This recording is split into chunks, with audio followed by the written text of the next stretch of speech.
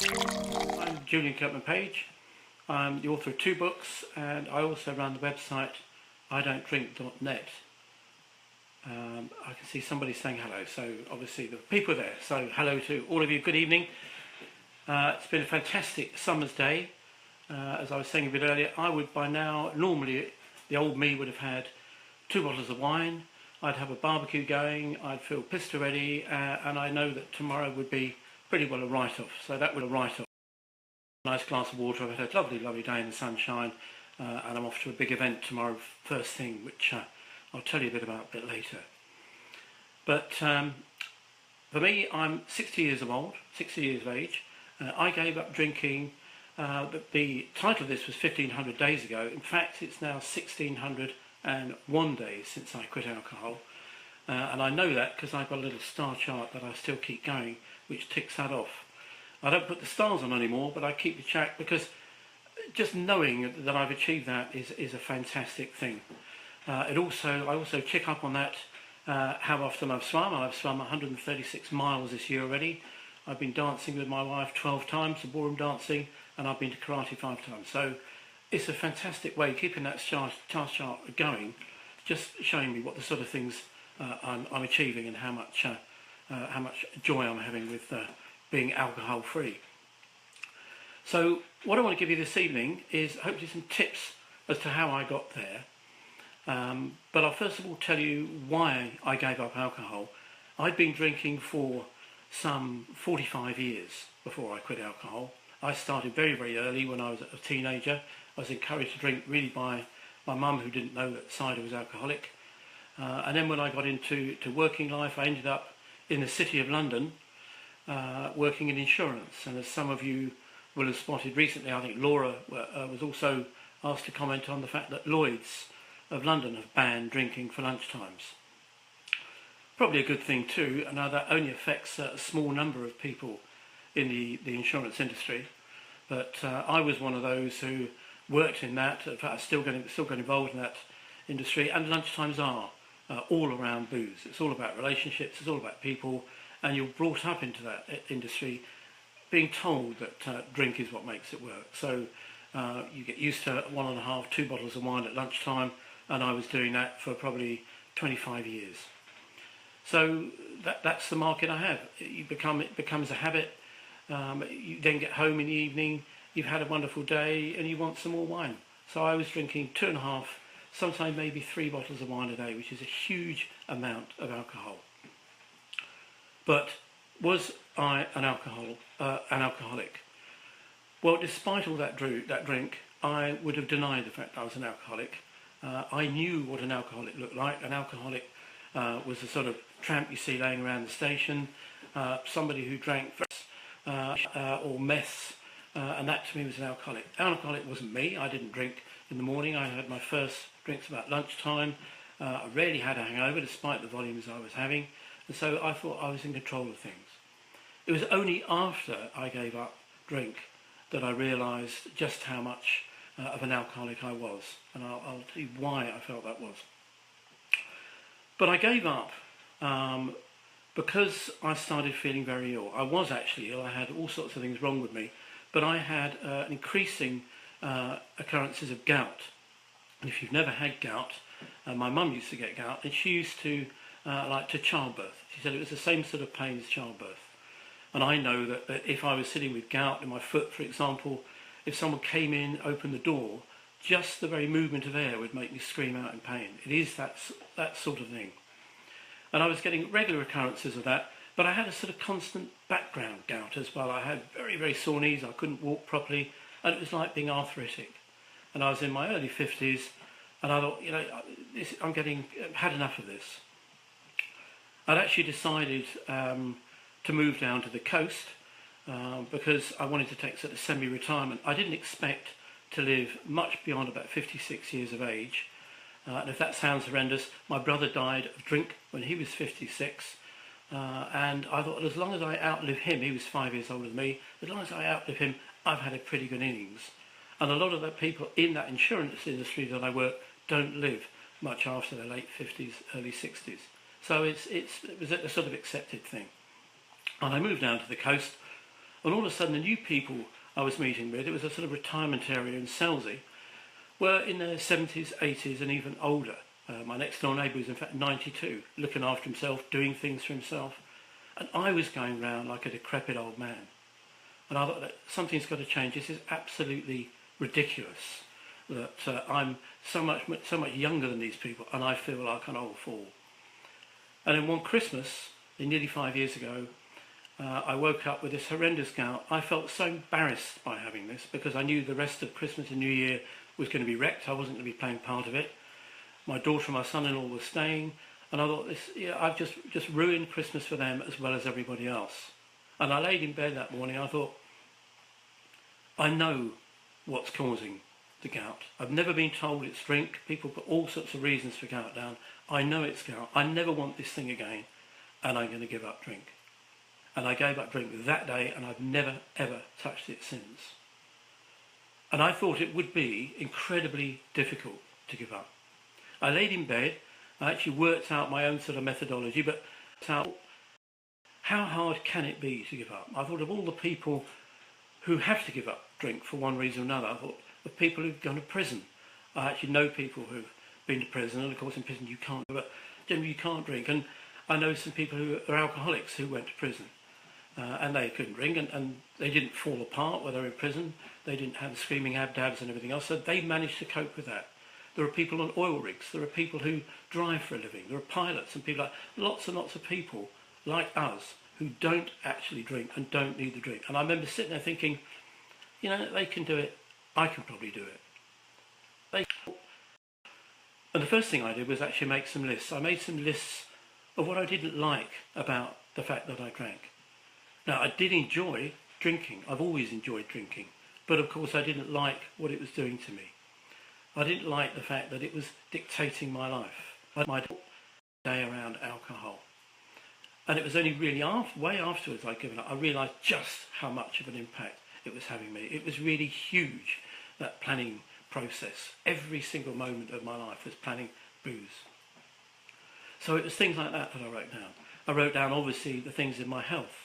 I had type 2 diabetes, and I really realised how serious that was. I had high blood pressure, I had high cholesterol, I had this gout I was talking about. I had dreadful psoriasis on my elbows, my knees, on my arms and on my knuckles. All these things that really was, me falling apart. And I thought, I've actually got to do something about that. So I listed all of those things. Many, many years ago, I gave up smoking. When I did that, one of the things I had was a star chart. And I thought, well, I'll do the same with the star chart. I'll actually put some star every single day. I'll reward myself if I can go a day without drink. Now, at that time, probably the longest I'd ever been without a drink in my life was about 2, maybe 2.5 days. So I knew that if I can do a week, that would be a fantastic, massive achievement for me. So I had the star chart. But I wanted to focus on one thing that was going to stop me ever drinking again. And for me, that thing was gout. And I think for you, it is important to find one thing that is going to really drive you to give up. Now, I was never able to even contemplate moderating.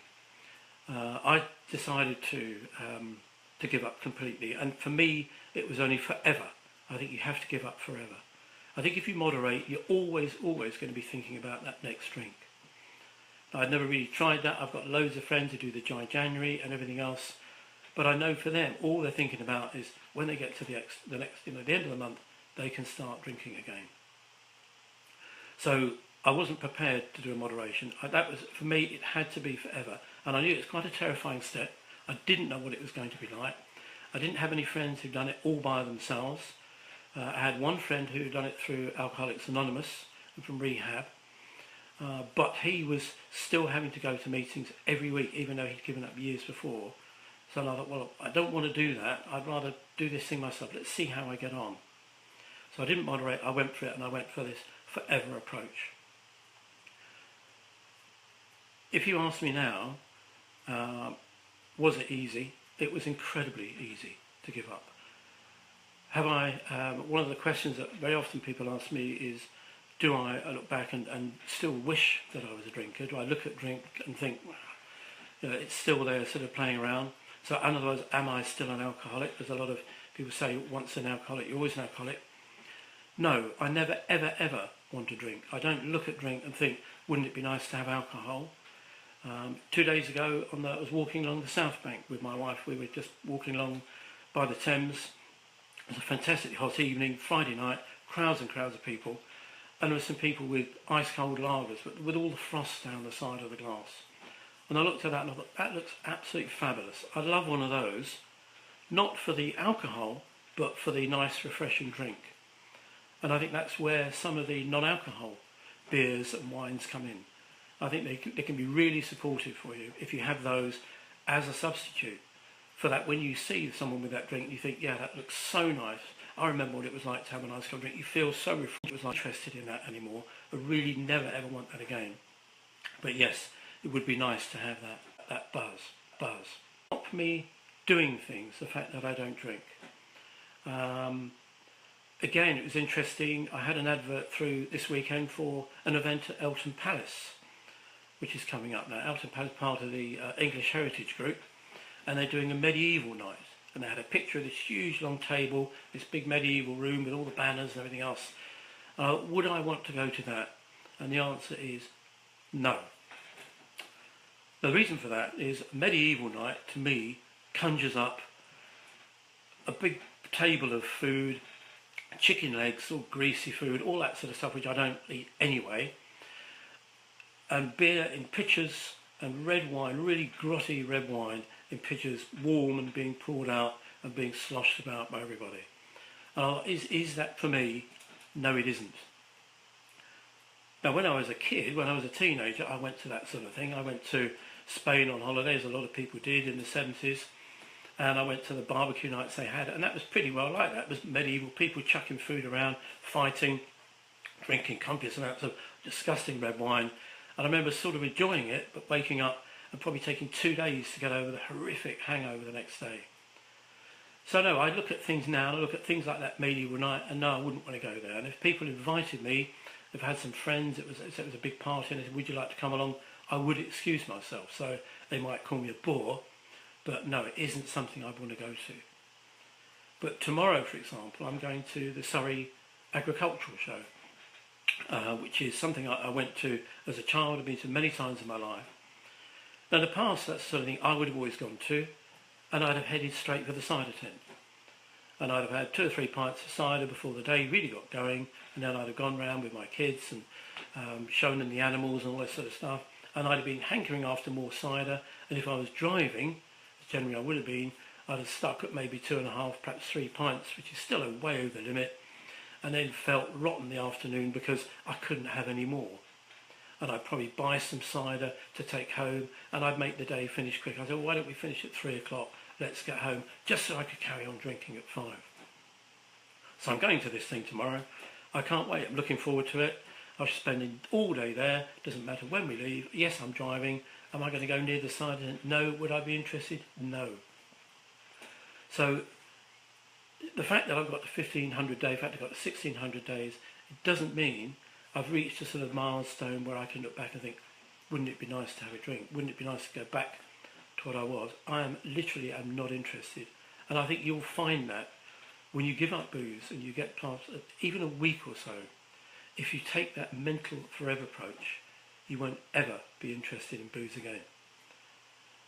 It's a bit like smoking. I gave up 22 years ago. Would I be interested in a cigarette? No. Would I even try a cigarette? No, I wouldn't. Do I even dream about it? No, I don't. So you get these things out of your system, which is extremely important. Another question people have asked is do I have any regrets? Do I ever look back? And in my book, I do say, no, don't look back. Don't have regrets, because whatever you've done is done. In fact, celebrate the fact that you used to be a drinker, have a sort of been there, done that mentality, which I do have. I do look back and think, yeah, I remember great times when I was drinking. I remember having champagne and things like that was lovely. So I've been there, done it, which is nice. But I think now, because I reached 60, and I was 60 the end of April, so it's not even a month, is a time you do reflect. And it is a time I've thought back and thought, I wish I'd never drank. I think again because I'm at the age where you start looking at your retirement and you start thinking how many years before I want to give up work, for example, I can give up work. Now because the way I ran my life and because drink dominated it, I haven't got a fantastic pension to look to one day, so I'm going to have to carry on working for probably another 10 years or so, and then maybe live fairly frugally after that. It certainly helps, by the way, not drinking, because you save a huge amount of money. But it does make you look back, and I think if I could go back and talk to the young me, I would say don't drink. With that wisdom, I would say don't go down the booze route. Just don't drink at all. Forget it. Go and do other things instead. But don't drink, because it will impact your life, because you're that sort of person. Now there are people who can have their glass of wine a day, their drink on a Friday night, whatever. Fantastic. The fact that you're a member of Club Soda, you're probably like mine, and you're not into that sort of mindset. You can't do that. You like a drink, so one drink's going to lead to another, which is why I can't do the moderation bit. So no, I would go back and I'd say to that person, don't drink, because there are things I would want to have done with my life. I could have been an engineer, for example. If I look back, that's a career I'd have loved. I could have been around the world as an engineer. I could have had a fantastic life, done all sorts of things that were good for mankind, building dams and things like that. And I'd now probably be retired with a huge pension and now doing the things I want to do, which is go around the world as well. So I can't necessarily do all of that I want to, because I've got to carry on working, even though I only work part-time now. So no, that's sort of like a regret. That's the only one really, and it really is only a sort of aspect of go back and talk to the younger self. And certainly when I talk to young people, although I don't like to preach, but certainly my family, who are young in their 20s and early 30s, really by showing that example that I don't drink and I have as much fun and I do more things and I'm fit and healthy and still alive, I try and get that message across to them, to just knock the booze on the head, because it is unnecessary.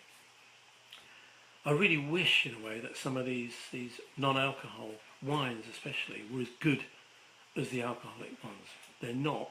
They don't taste quite the same, but if they were, I mean, if you could give me a non-alcoholic glass of Sauvignon and it tasted exactly the same, I would love it. Not for the buzz, but I would love it for what it is. So what else have I found doing that has helped stopping booze? Well, again, when I give some of these talks, people say, don't you miss the glass of wine on a Friday night? Don't you miss, coming home, you do all this sport, you do all this swimming. Don't you miss, getting home and having a nice beer or a cider? Well, I think the key thing is come up with alternatives. And I drink green tea, I love green tea, and I get speciality teas. And I would say to people, go and get a really nice teapot, nice cup, get some special teas and use that, make it a tea ceremony of your own. So you can actually say at work, really looking forward to getting home, sitting down, having a really fantastic cup of tea. Or go out and buy yourself one of those really nice coffee makers. I've got one of those and I have only 2 cups of coffee a day. I have one in the morning, one in the evening after dinner. But a really nice cup of latte. Really fantastic coffee. I really enjoy that. And that's the sort of thing I can look forward to and get a buzz from looking forward to, rather than thinking, it's got to be alcohol. Because I know if it was alcohol, one drink would lead to 10, would lead to 20, and then everything's ruined.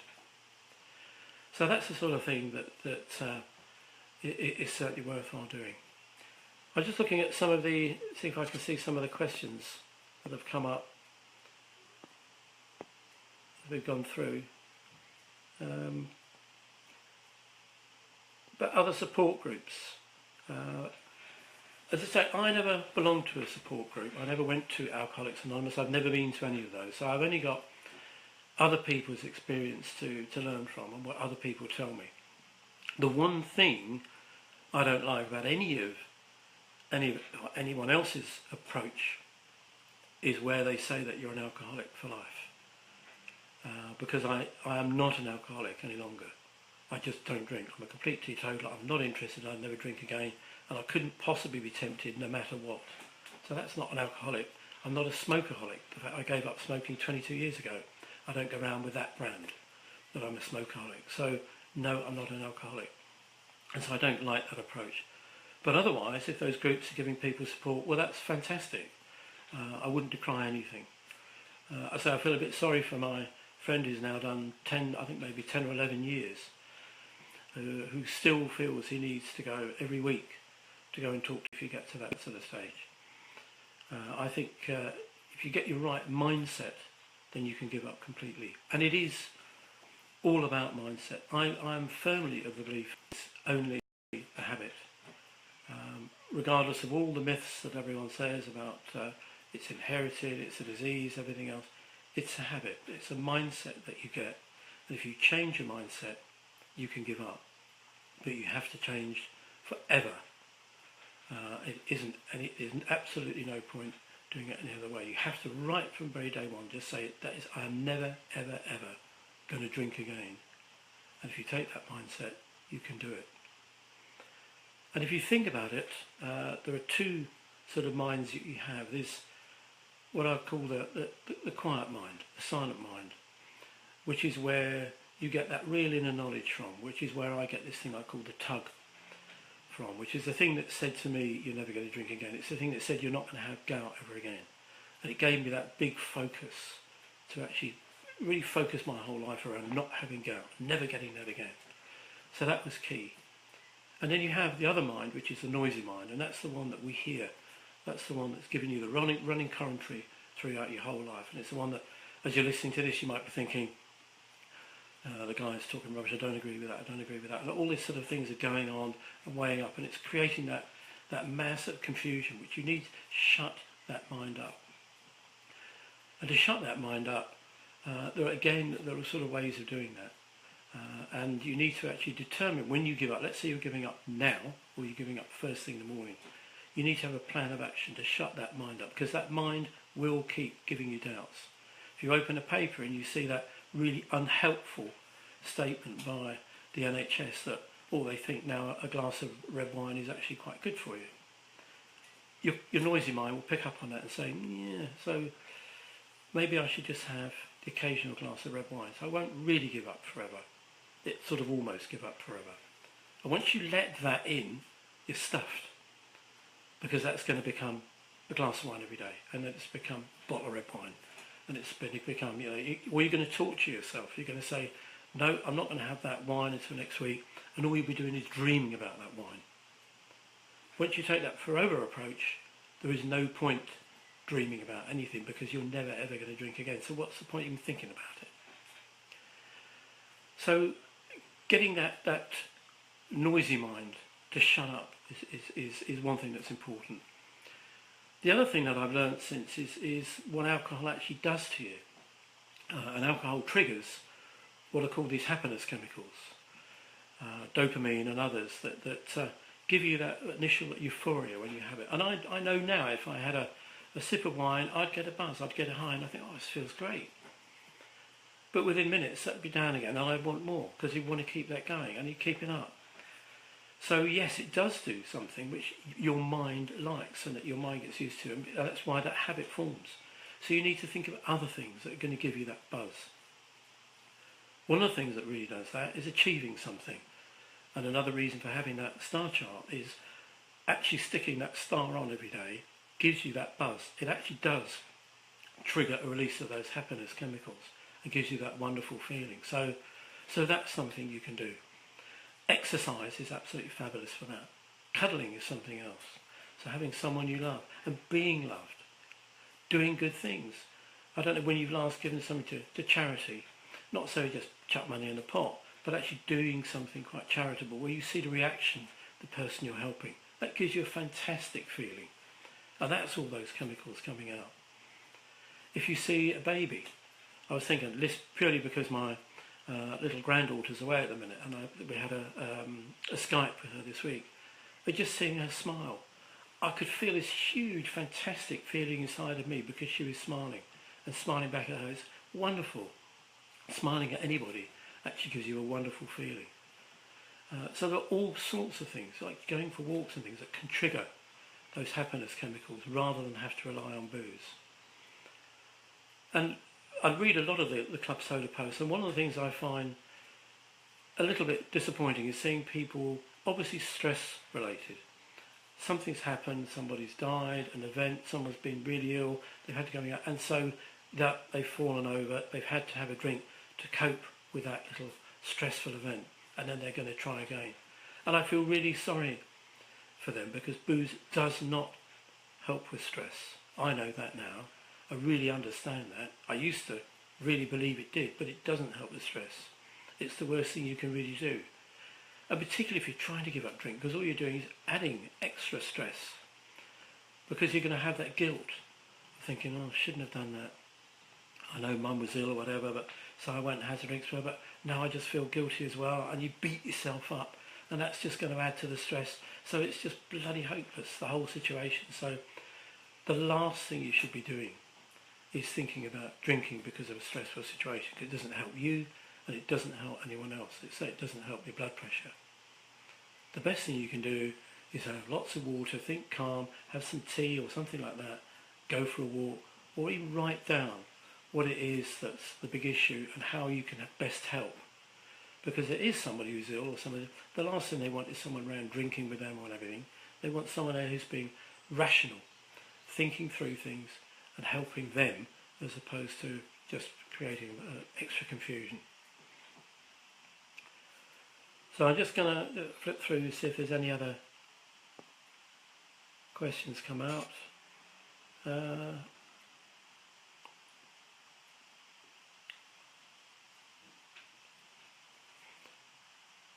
Do I fear I would drink? I think I talked about it a bit earlier on. No, I don't fear I would drink. I don't think there's anything. In one of my books I talk about whether, if I was told I only had so many days to live, do I think I'd drink? I know for a fact I wouldn't. That's the absolute last thing I would want to do, is go and spend those last weeks, months, days, hours of my life getting pissed. Having got to where I am so proud of what I've achieved, and that triggers all of those wonderful chemical feelings, and you will be so proud of what you achieved as well. The last thing you're going to want to do is go and wreck that. So no, I wouldn't. Would I, if somebody in my family passed away? No, I wouldn't. Would I if I won $1 million on the lottery? Absolutely not. Why would I want to go and destroy my life because I'm rich? I'd rather spend the money doing good works and getting a buzz from that, or travelling and having a fantastic time. And although I say, I don't have a great retirement, one of the things I do is spend a lot of my time travelling and seeing the world. Now I've got this time on my hands, and part of the reason for the map in the background is it's there to say, where am I going this year? And I save so much money. I've already saved £2,500 this year. And by the end of this year, I'll have saved £5,000. And in fact, my wife doesn't drink or smoke either. You can double that. That's a huge amount of money. You can do a lot with that. So unless you need the money for other things, if you're lucky and you economise like I do, you can actually use that money to great effect to go and see and can actually. Until I was older than about 56, 57 years of age. I'm now 60. I now expect to live until at least 90, if not older. One of the reasons for moving to London actually was to spend more time with the two grandchildren I've got. One is 3 and one is 7 months. Now, I wouldn't have even known they existed. My brother died when he was 56. And of course, they'll never know him. And had I carried on drinking, my 2 little grandchildren, who hopefully love me, well, I know they do, as much as I love them, would never ever have met me. And they wouldn't have me to share from all that wisdom and everything else. So if you don't have something like that gout to hang on and try and get that tug from within to give you that one thing to focus on, look at the rest of your life. Look at what's going on around you. And don't be selfish. Look at others and think, what could be my big reason for giving up? It could be just your partner. It could be your children. It could be your grandkids. It could be whatever. But for them, you're going to do it. And there'll be that constant reminder when that voice in your head saying, well, just have one, or why don't you go out with the mates on Friday, or just have a beer, or a glass of red wine is good for you. That whole thing's going to say, like I think gout, you don't want that again. You're going to have a picture of that person, or whoever it is, flash in front of your mind and say, that's the reason you're not drinking. So try and find that one big thing. and give up forever, because forever, in my mind, is the only way that works. But finally, I hope you find that useful. It's about 35 minutes. I wish this was smell-o-vision, because in the background, my wife is doing sweet potato chilli this evening, which is absolutely adorable, and the smells are wafting up. And if you like the sound of that, it's a vegetarian chilli on my website, idon'tdrink.net, because I'm now also a vegetarian or pescatarian. Not for any other reason that I used to barbecue every night. I used to have sausages every night. My wife is a vegetarian, and I decided to knock the barbecues on the head when I gave up drink, because I thought that would be too much of a temptation, and she refused to let me use her oven for cooking meat. So I thought, well, I'll just go along with her and knock the meat on the head as well. So how healthy can you get? But so I hope that's been really useful. Stick with Club Soda. Club Soda, I think, is the best group I've ever come across with anything to do with drink. I'll stick with them. They get my full support. The Law and team are absolutely superb.